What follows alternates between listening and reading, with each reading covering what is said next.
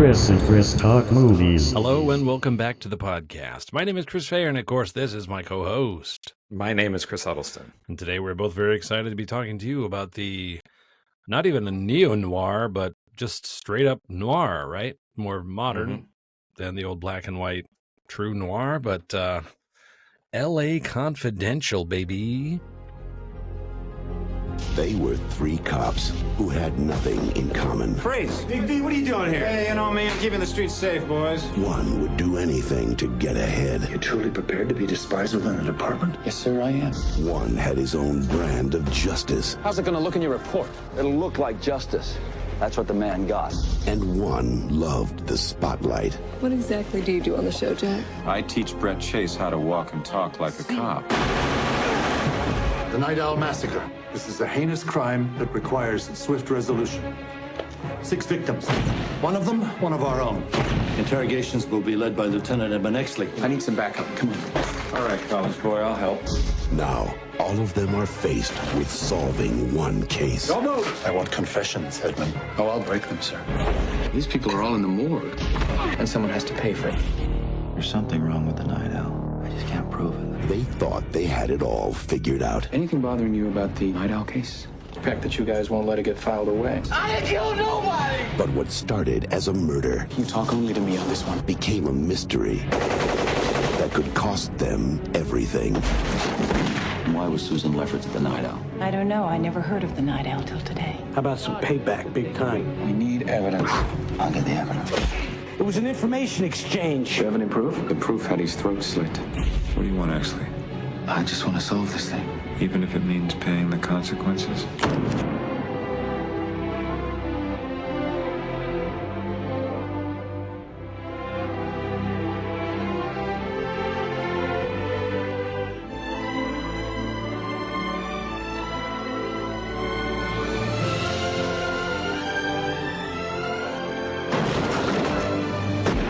Academy Award winner Kevin Spacey, Russell Crowe, Guy Pearce, James Cromwell, Kim Basinger, Danny DeVito.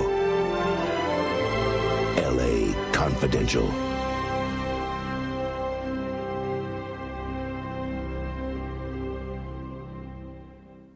Do you have a synopsis for us, Mr. Huddleston? I do. So it is a 1997 film, and it was directed by Curtis Hanson. And the synopsis from Rotten Tomatoes is 3 policemen, each with his own motives and obsessions, tackle the corruption surrounding an unsolved murder at a downtown Los Angeles coffee shop in the early 1950s. Detective Lieutenant Exley, Guy Pearce, the son of a murdered detective, is out to avenge his father's killing. The ex-partner of Officer White, Russell Crowe, implicated in a scandal rooted out by Exley, was one of the victims. Sergeant Vincennes, Kevin Spacey, feeds classified information to a tabloid magnate, Danny DeVito. And so it also stars Kim Basinger, James Cromwell, and like we said, Guy Pearce, Russell Crowe, Kevin Spacey. Excuse me. All right, so what did you think? It's terrific. I mean, I don't think you have to dig very deep to find the acclaim for this film, but I thoroughly enjoyed it. I realized I had seen it before, but probably not since it came out. And I had forgotten. As soon as I saw James Cromwell, it sort of came back to me. I was like, oh, right. Okay, this movie. I have seen this, yes. I mean, they're young, Guy Pearce, and I don't know precisely where in their career this was, but pretty early before they were the major A-listers they are today, certainly. And then Kevin Spacey, of course, has had a fall from grace because of his unsavory, or I guess not criminal. He was acquitted, right? Or I don't. Anyway, certainly behavior, but I mean, certainly not to condone anything that he's accused of, but he is pretty good on screen. He does a good job in this movie playing that character, and Danny DeVito is pretty much Danny DeVito, always solid. Yeah. Kim Basinger's great. I don't know that I love her in everything I've seen her in, but I think she really sticks the landing here. The only criticism I would have of the film, just to cut right to negativity, is that there's a sort of a love triangle. First of all, we spoil these movies for those of you who've never listened to us before. So if you don't want to hear what happens in LA Confidential, then that came go out watch it and come back, right? 3 decades ago. But there's a love triangle that develops between Guy Pearce and Kim Basinger and Russell Crowe. And I didn't feel any of the chemistry in any of it. Like there's some love scenes that, I mean, it's well shot or whatever. It tells the story of the film, but I don't feel any chemistry. And that was the only real weak spot in this for me. I was like that, and it got so dense that it got a little bit confusing with all the names. I mean, the broad strokes, you find out who the bad guy is and what the plan is, but the machinations of all the various little threads of this happened to this guy, and then he went to him, and then the other guy shot him, and that's why they got him. And you're just kind of like, okay, I mean, whatever. I didn't catch that, but that's fine. Mm-hmm. It didn't ruin the movie for me. What did you think? So this was a first-time watch for me. I had not seen it. It was one that I just never got around to in the late 90s. It was I really enjoyed it. It was different than what I was expecting. I knew that this was a Best Picture nominee. So the other Best Pictures, so Titanic won that year, but Good Will Hunting, As Good as It Gets, The Full Monty, I think those were all of them. Those were the nominees. And I guess I thought this was going to be more along the lines of a Scorsese movie, whereas this is it's much pulpier than I expected it to be. So it's very, you have these A-list actors in it, but it's very much a 90s kind of popcorn thriller. It's not that, again, it's not a Scorsese movie or something along those lines. No, but I mean, it is LA in the 50s, and it's the Los Angeles Police Department, which is riddled with cronyism, corruption, racism. And I think that's all on display here. It doesn't soft pedal any of that stuff. There are brutal shootings and murders and, a hard-boiled attitude about the whole thing from everybody in the department. Right. Yeah. It's just not, there's definitely a dark edge to it, but it still feels very 90s thriller. You know what I mean? Right. Yep, I do. So, and I liked that. Well, it works because it's set. 90s thrillers.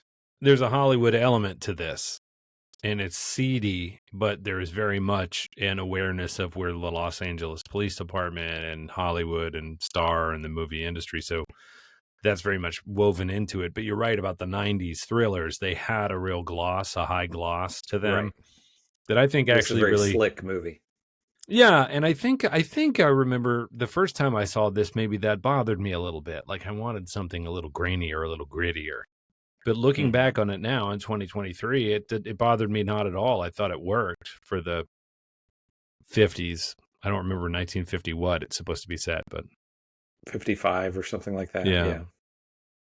Yeah, it worked really well for me too. It's definitely not a criticism for me. And I think where it kind of rises above the standard kind of 90s thriller is, and what makes it fun is the characters are a little more complex than the standard thriller that you would see, where they're not black hats and white hats, and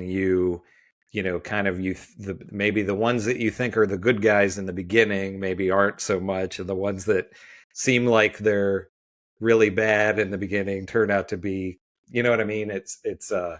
So I really enjoyed that aspect of it. Like you said, Kim Basinger, I've always kind of had the same criticisms of her, that I don't necessarily always think that she's a great actor, but she won an Oscar for this, for best supporting actor or best supporting actress. And like you said, she's good. All of the performances are good. The one nitpicky criticism that I would have of one performance is James Cromwell is Irish, I guess, and his Irish accent comes and goes. At times he sounds very Irish, and at times he sounds not Irish at all. He sounds a little Lucky Charms Irish. The entirety of his quote unquote Irish accent seems to be doing a little bit of a tonal lift at the end of his sentence.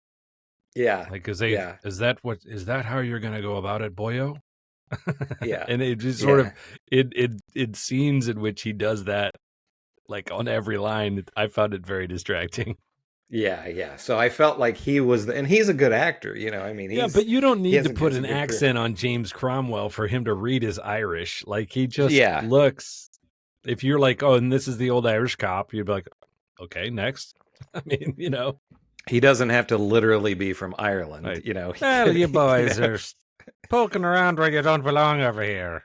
He calls Guy Pearce lad all the time. Exactly. But yeah, that was the kind of the weakest link for me as far as acting performances. But everybody else is great in this, and like you said, I love Danny DeVito and everything, so it's fun to, and you know, you don't typically see Danny DeVito as sort of a villain, but he's a charming, you know, he's not exactly a villain, but he's charming. He's just a scumwad, which I think he does really well. He does really sometimes he's a scumwad with a heart of gold, but other times he's just a scumwad. He's done a lot of those. Yeah, he's done a lot of those throughout his career. I also felt it was a bit of trying to separate the artist from the art with Kevin Spacey. Knowing all the stuff that we know now about him was I mean, you know, he was definitely one of the best actors in the 90s, but it just really, I really had a hard time separating his character from who he really is, you know. Yeah. And he starts out very sleazy and very smarmy, and then kind of as it goes along, he's not as, again, that sort of, there's a lot of gray area with him, you know. There's a couple of different characters that we see that with the Russell Crowe character too, because Cromwell's character is having him do some muscle work, basically beat up guys in rooms to get a confession out of him. And Russell Crowe initially has no problem with that. But we see as the movie goes that he sours, you know, that sort of starts to curdle his milk, and he just doesn't feel right about it at a certain point. And Kevin Spacey, same way, gets to a point where something just doesn't smell right to him, and his instincts to kind of play it safe and stay out of the line of fire and, you know, keep lining his pocket just starts to, you see, there's a nice moment where you see that character make a decision to be like, well, I'm going to do it, you know, and he heads down the right path to help crack this corruption case, and it gets him killed. Sorry, spoiler alert. Yeah, some people die in this. That's a nice scene, though. I like that scene. Yeah.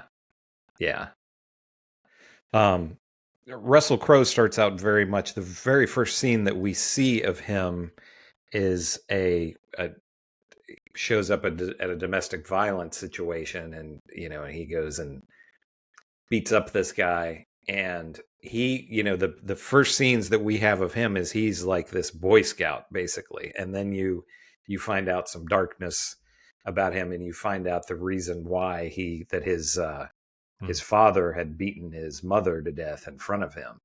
He's a Boy Scout, a very violent Boy Scout. He's a violent Boy Scout, with a very violent streak. Yes. But yeah, I think all of that is you have some well-drawn characters in this that you wouldn't have in the typical kind of popcorn thriller movie. Now, is this based on a book? It's based on I think it's an Elmore Leonard. Yeah, that makes sense. I think it's an Elmore Leonard novel, so and I actually read it's going to be good. I read somewhere that they that this book had. I'm going to look here for a second, so you talk for a minute. Blah, blah, blah. I'm talking now. I think it's Elmore Leonard. Let me... Yeah, I thought the look and feel of it was very satisfying. I'm sorry. James Ellroy wrote it. Ellroy. I was close. But I read somewhere that they said the novel was thought to be unfilmable. So I don't know what things they had to change for Cut this, out or or what they had to changed. go through to adapt this. But well, it works as a film. Like I say, if anything, it gets a little too twisty turny, but not so much that you lose the primary thread of what's happening. Like it's clear who the bad guy is, and it becomes clear why the bad guy's doing what he's doing and what the stakes are. And that makes me feel better, because I felt the same way. But I always feel like these kind of movies that it's always like one or two, names too many or whatever, and I can get lost pretty easily. Yeah, and by the time you're really coming down to the reveal, there's like 7 guys' names. There's like Stan Spulward and Stubby McElroy, and it's like, oh, well, that's why Stubbs killed Stenny, because of Jonas's persistence about the. And just like, okay, I don't remember who any of those guys are, but at the end, once you find out who the kingpin is, that's clear. It's like, oh, okay, he's trying to take over the drug trade, and that's why all these guys are dead. Yeah. And you follow the main thing. I mean, a couple of times they explain-orate it a little bit. They're like, oh, that's why her mother couldn't ID the body, because she'd had plastic surgery. So, again, it's not a huge criticism. I don't mind that I got lost in the minutia of a noir thing. I didn't want to. It's still a popcorn movie. You know what I mean? Mm-hmm. It's not cars turning into robots, but it's still an entertainment. And I do miss those kind of thrillers. And I miss the legal courtroom, the procedurals. This doesn't end up in the courtroom, but we do see some, they're in the police station a lot, and we see some interviews, and so this is a good old fashioned cop noir thriller. And I realized, man, I miss this stuff. I do too. Yeah. I watched a movie this week that I had never heard of before. And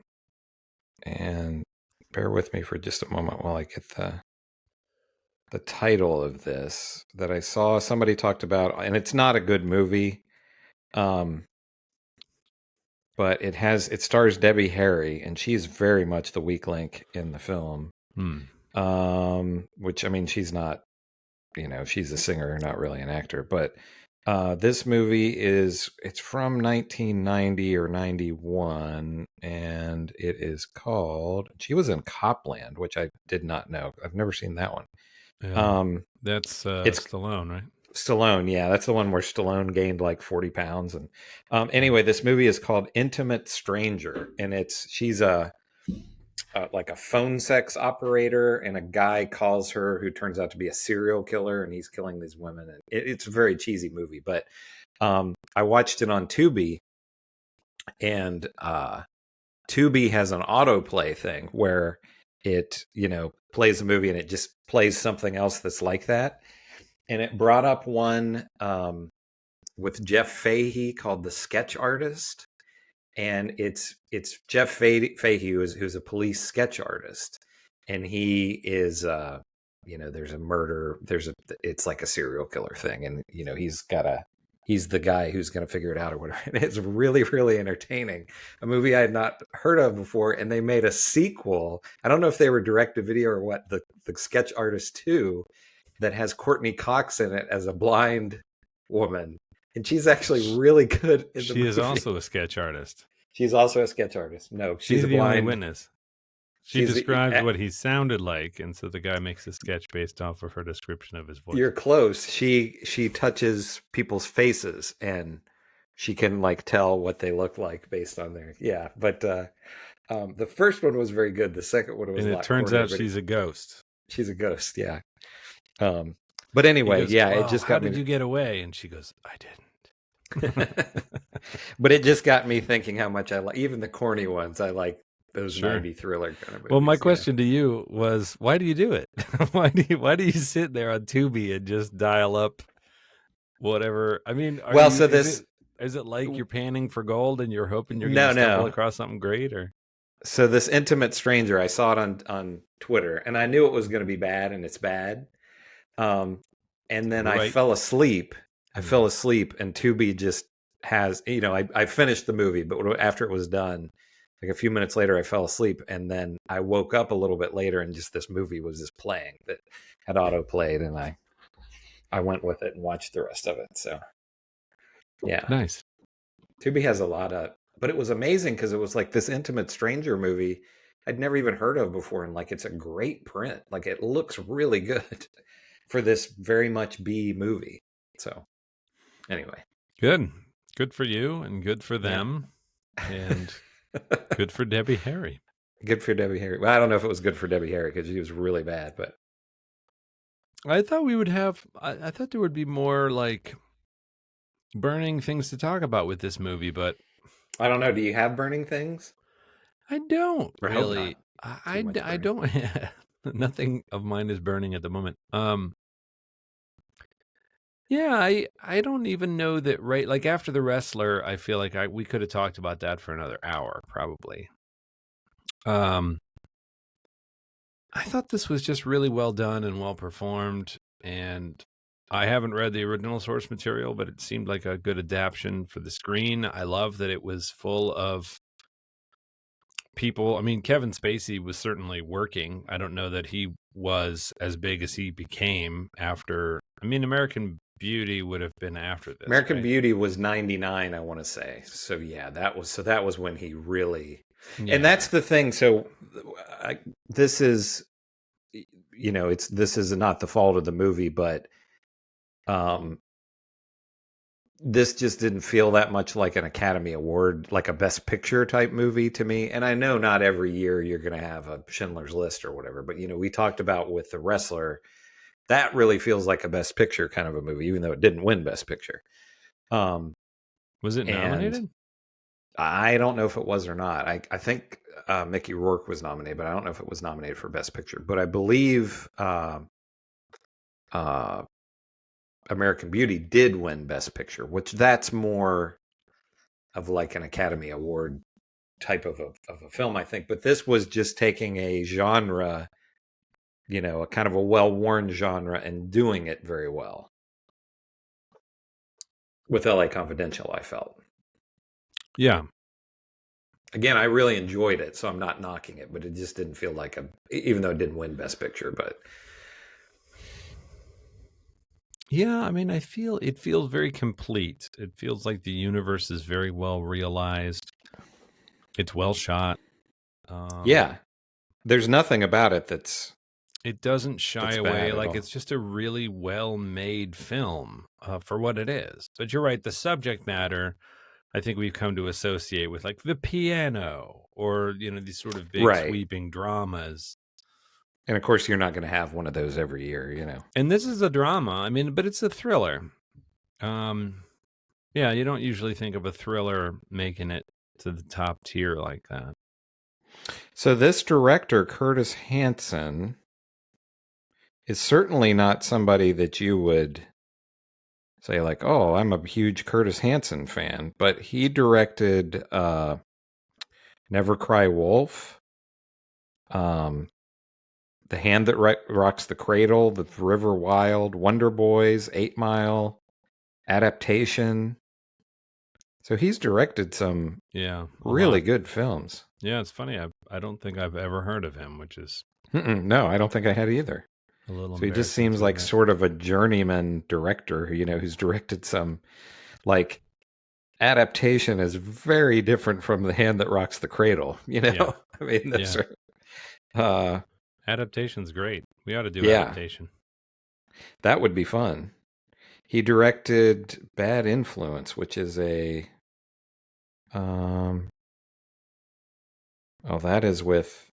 that's Rob Lowe and James Spader.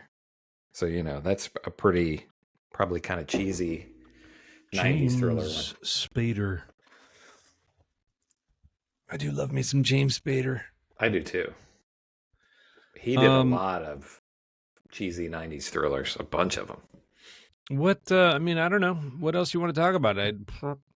I like it. I recommend it. Yeah. LA Confidential, baby. Check it out. Yeah. I mean, this is, I imagine, this is a movie that people know. I would think it was so. It was a big hit at the time. Yeah. Yeah, I mean, it's just, if you like these kind of police thriller films, noir, like you said, it's not really a neo-noir because it takes place during that time. But it's a lot of fun. I think of classic noir as being the 40s because of the Maltese Falcon and or the 30s even. But this is very much noir set in the 50s. And even though it's made in the 90s, it's supposed to take place in the 50s, and I think they do a good job of that. Those older noir films, 40s and 50s, I guess probably they were even in the 30s. That's a real blind spot for me because, kind of earlier than 60s films, I just, they're so different than what we're used to watching that I have, I know it's a blind spot for me, but I love modern versions of noir films, 70s and beyond. There's some, like Chinatown. Yeah. If you want, and I'm not proposing this for next time per se, but we can delve into some of the very greatest classic. Oh, yeah.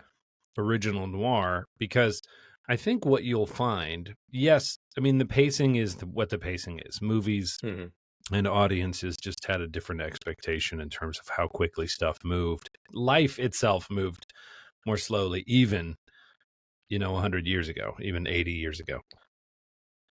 That being said, some of the cinematography is fantastic, right? And you think, I don't really sit through a black and white film.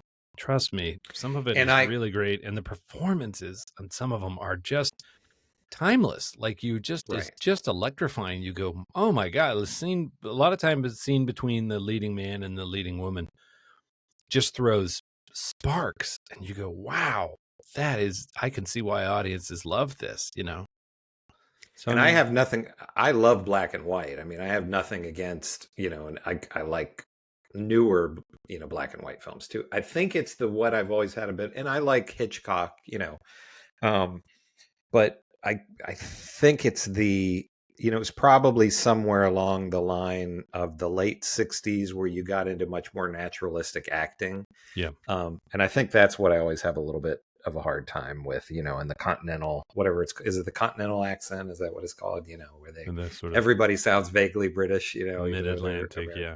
Mid-Atlantic. Yeah. But yeah, I would, that would be fun. I would be down for that. Because I know it's a big blind spot for me. Let's put that in the back of our minds, and we can wade in at the very easy level. I'm sounding like I am some aficionado. I'm not, but there is a place around here that's going to start doing like a classic film evening, whether it's once a month or once a week or whatever, and I want to talk with them about helping curate that. Yeah, and that'd be fun. I think there's some really low-hanging fruit of stuff that's like, well, that's an incredible movie, and so we could start with some of those all-time greatest hits. And yeah, that would be awesome. I would love that. Not that we've worked all the way through all the 80s, but I'm less interested in movies from the 60s, and me too. Yeah, sort of more interested in movies from the 70s, but it's really the 80s and 90s when I feel like we were watching movies. Mm-hmm. So I mean, we can go back a little ways. Yeah. Sure. Do you have any sense of what you want to do for next time? I don't. I mean, we talked about The Whale. I don't know if that's too much Aronofsky. I mean, I would want to see it, but maybe let's hold off for a little while. Let's think about it. Maybe we could do something fun. Yeah, maybe. Have you watched anything else lately? I know you're still watching Ahsoka, right? Which I still never have gone back and done. I'm still on episode 3. Yeah, it finally got its hooks in me, and I think that what happened, without spoiling that, Ahsoka as she's very grumpy in the first couple 2-3 episodes, and then we sort of well, she's very angry, and the way Rosario Dawson is playing that is just very kind of locked down, and it's not super engaging. It wasn't super engaging for me on screen. But then there's an episode in which she deals with that, and comes after that, she's more forward and upfront, and she's got a sort of a new mission and why she's doing this. And it's not just about this, rage that she's got simmering. And the whole thing kind of came alive for me after that. So I don't remember what episode, if that's the most recent one or if that's the third one, but it's from that point on, I was like, oh, I like this much more. And my understanding, like, there's a young Ahsoka in one of the episodes. Is that right? Yeah. And they bring Anakin back. Yep. Yeah, it's not exactly a flashback, but it's. And we've talked about that, how how bad Lucas was with dealing with actors, where everybody thought Hayden Christensen was just a bad actor, and he's really not. We know he's not. Yeah. I think part of him wanting to do all of this peripheral stuff is to kind of prove. I think he caught a lot of shade.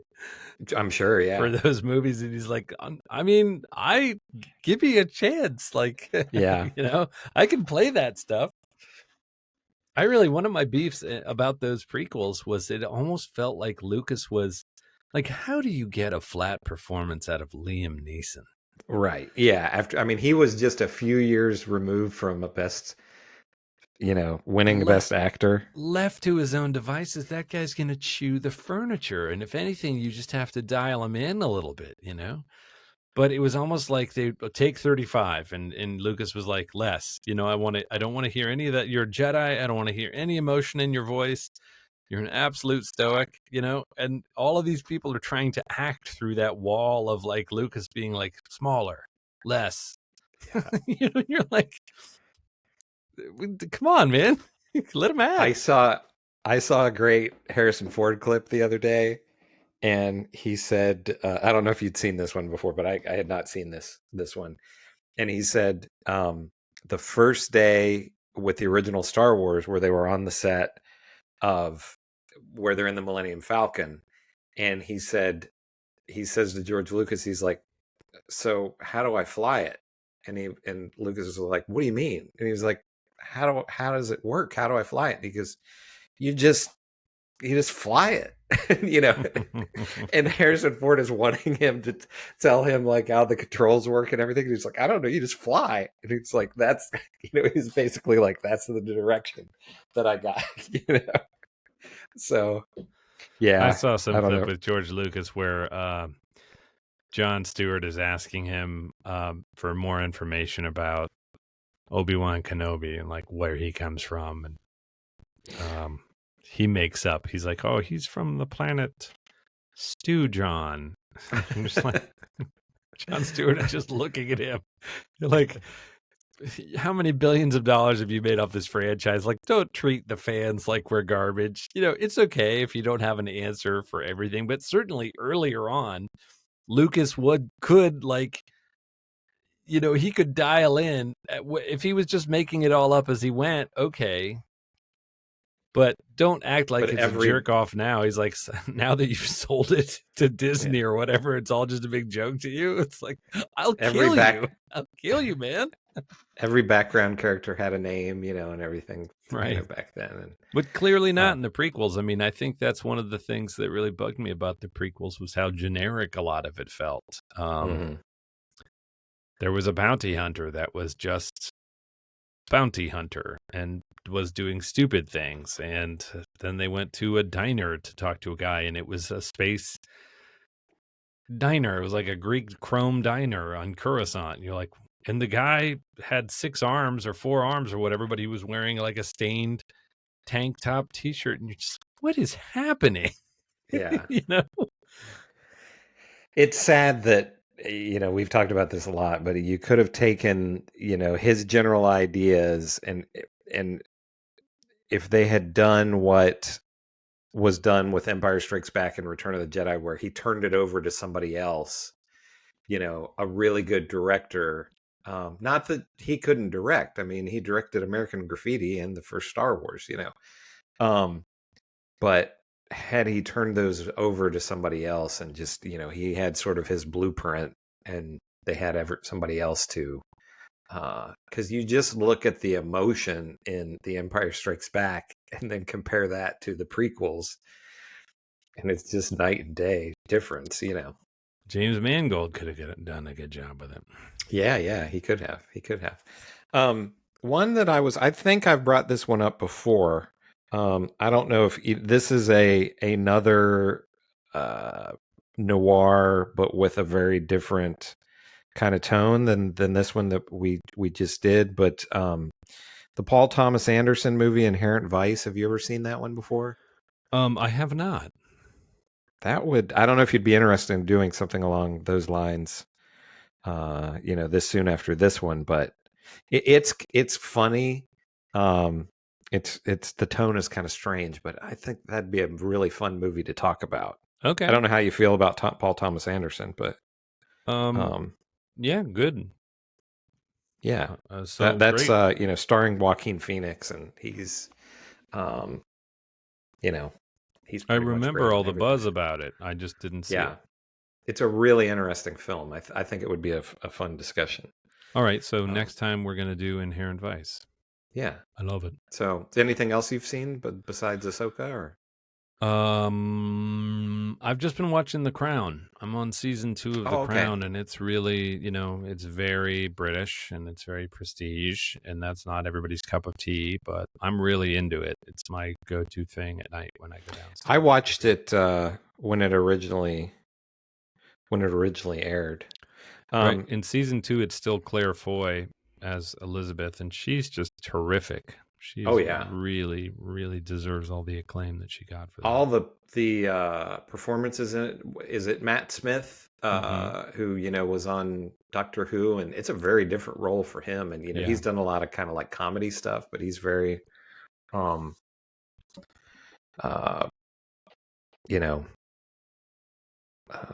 pretty stoic in that, and so it's all really good performance. I've been watching this. It's just kind of a random news show that's on Netflix called Who is Aaron Carter, and it's this British woman who's living in Barcelona, and she has a husband and a daughter, and she's like a substitute teacher. And the opening of the film, she and her daughter are in a supermarket, and these people come in to rob the supermarket, and she kills one of the guys, and basically then the police come and